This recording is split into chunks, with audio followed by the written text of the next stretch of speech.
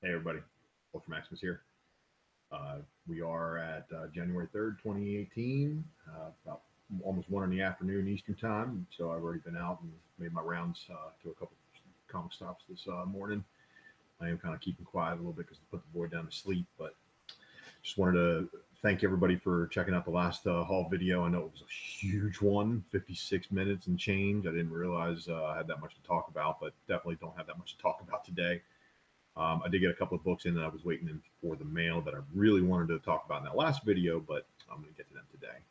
And then just some pickups that I went out Wednesday worrying for this morning. And man, people actually beat me out to some books. So that was kind of cool. But I'm going to start this one off very simply. We got a couple of Batmans. Again, out today, we got Batman 38, where they're retelling the origin of Bruce Wayne. So this retelling of the origin of Bruce Wayne, again, I have not read it yet. All I know is that this one has sold out from Diamond, and it has two covers. This one is the A cover, and then there is the B cover variant. Got myself a couple copies of that one. Was fortunate enough to grab those because there were zero available at one of the two stores I went to this morning, and I had to grab those two very first thing at open this morning from the other one. So thankfully, I was able to get those. I'm looking forward to reading that one, seeing what that one's all about. Now, the next up, got on the regular. Again, I'm picking up these Action Comics variants. The B covers, DC B covers have been treating me very, very well. But also, I don't know, I'm a variant chaser now, and it's partly CBSI's fault because I didn't really venture outside of variants for anything but Transformers before I really started dwelling on these pages.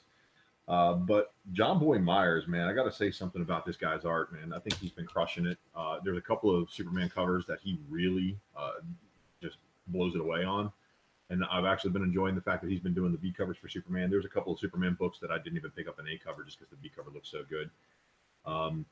But this crossover, I think I was talking about it, how it went into Teen Titans. I completely missed Teen Titans 15, so I don't have the full story. So I'll just wait to see what comes about from it. But the whole story about how Tim Drake from the future did pick me up another copy of 37. I already did have one. I think I previously showed it in one of my previous haul videos. But John Boy Myers cover again for that one, wicked. Also picked up the next issue, the part 4 of the Super Sons of Tomorrow, and picked up myself a regular A cover too as well, because the A cover has Tim Drake as the savior and crossing off all his targets. So look forward to reading all these. Again, I've actually had zero time to read them today, but I'm going to get into it before UD tonight so I can be up on my comic knowledge. Now, of course, Batman White Knight, everybody has been pretty informed on the fact that the Neo Joker was going to be appearing in this issue. I don't know how much orders were bumped, before final order cutoff, but I know that issue 3 probably played a part in that, especially with the response to the issue 3 variant, showing the two Harleys on the cover, and then was able to snag only 2 of the number 4 variants this morning. And of course, the ones that I left a couple because there were some ones that didn't look like a potential 9698 candidate, so I didn't want to. It's become kind of funny that I'll actually leave these books on the shelf now. A couple years back again, I was like, one spine break, no big deal. 9.4 is no big deal. 9.2 is it's a collectible book. Everybody's going to want it, but not if it's produced after like 1980. Now, this was actually in the Wednesday 1 article by Lebednik, and man, that is a sick article. Got to give you a Maximus mention for just crushing it, man, week after week, and staying on top of the books that you talk about in your previous weeks. But this was something that I dropped a little message on the article page about these Walking Dead 175s. Now, Walking Dead 175 does have a variant cover by Bill Sinkwitz. This cover, however, was not in previews. It was something that was slid in via email and shops. Again, if you have a savvy shop owner or whatever employee or management person at that shop is responsible for doing the ordering, hopefully they got smart because these were announced, but they were slid in, I think, maybe only a week or 2 before final order cutoff. And again, if stores had already done their ordering and already submitted their orders, they probably weren't even aware of it. Honestly, the one larger store that I go to, not the chain store, but the larger shop, had a couple on the shelf. I was able to grab 2 of them. One for me, one for the wife. So my wife is the Walking Dead collector in the household. Actually, I did pick up a regular cover, but it is already in her spot where she comes home and she sees a Walking Dead book and she picks it up to read. So hi, honey, got you a copy of your book if you're having to watch this one. But so yeah, the Walking Dead 175 Bill Sienkiewicz Rick cover might be a little bit more scarce. And if you guys remember back to the Art Adams connecting variants that Walking Dead did, they actually did roll a second printing of the variant because there was a lot of people who were like, "Oh, there's a connecting variant," but they couldn't find the first issue. So just be on the lookout for that one, and keep a market watch just to see if that does play out. But now we're getting into some other good stuff now. This is a book that I found on the shelf that came out last week, and then this was a damage replacement that my local store got me. And this is Optimus Prime number 14, and this is a James Reyes Trypticon cover.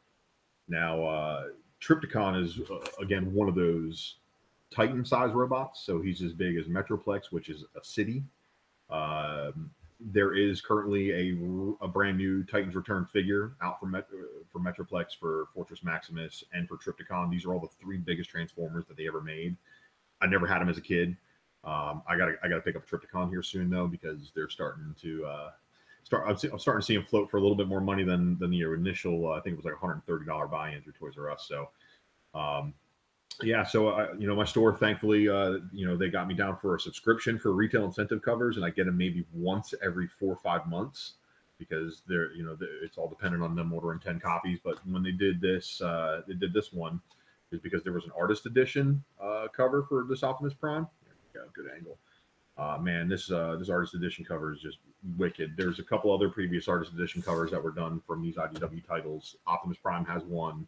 Lost Light also has one, and I'm pretty sure Lost Light's probably going to have another one coming up if Optimus had one as well. So I look forward to picking that up. But retail incentive covers for Transformers, again, if you guys see them in your bins, if you want to know if they're rare or not, hit me up. You can always hit me up via Hangout for that. Okay, so this is a book. I'm actually down to my last 4 books. Like I said, this was not going to be a really long video. So right now, we have the final issue of Guardians of the Galaxy. And Guardians of the Galaxy has been all over the place.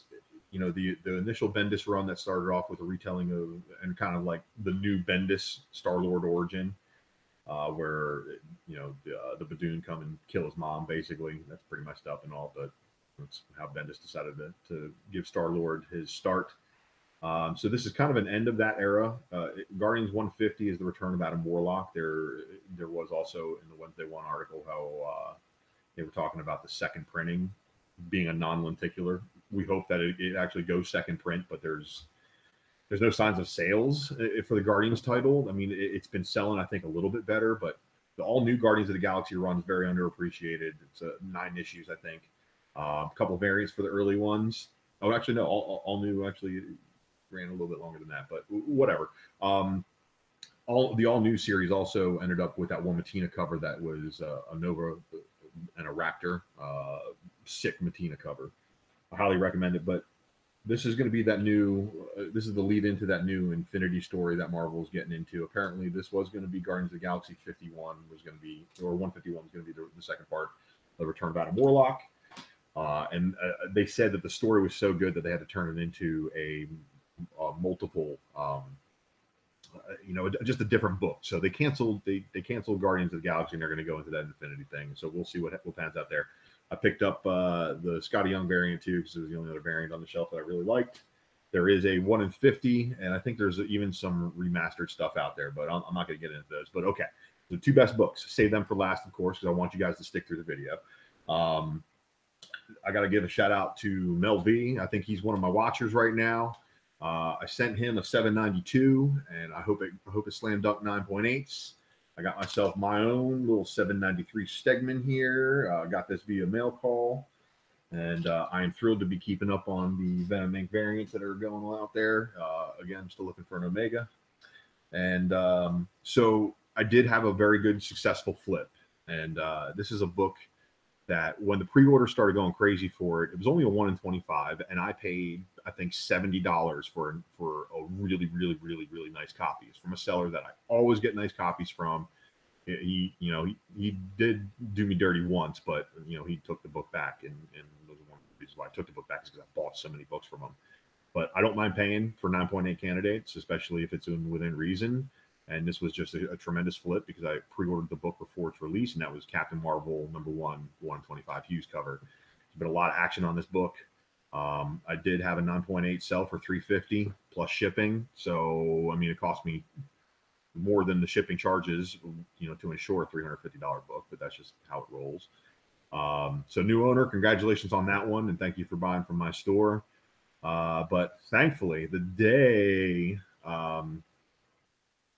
that the one on eBay started going crazy, I dug in and invoked some of that inner Tim Walker spirit and decided to do some internet digging and try to go to some stores and just seeing what was out there as far as inventory and looking for a book in stock that I could buy right now. Thankfully, I was able to locate one, and I have a replacement copy of my Captain Marvel, Adam Hughes variant.